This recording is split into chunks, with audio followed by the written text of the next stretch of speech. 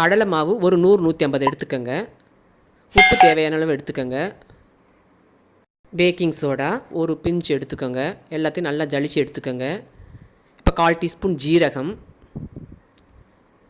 அப்புறம் நறுக்கி வச்சுருக்க பச்சை மிளகா, சின்ன வெங்காயம் கொஞ்சோண்டு, அரைக்கீரை கட் பண்ணி வச்சுக்கோங்க. அதையும் சேர்த்து போட்டு நல்லா முதல்ல எல்லாத்தையும் மிக்ஸ் பண்ணிக்கோங்க.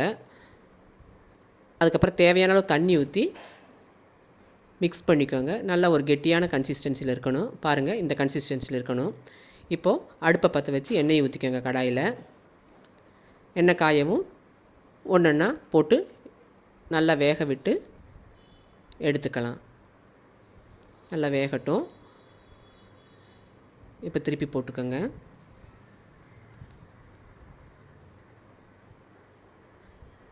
நல்லா வெந்துருச்சு. இப்போ எடுத்துடலாம். இப்போ அருமையான கீரை போண்டா ரெடி.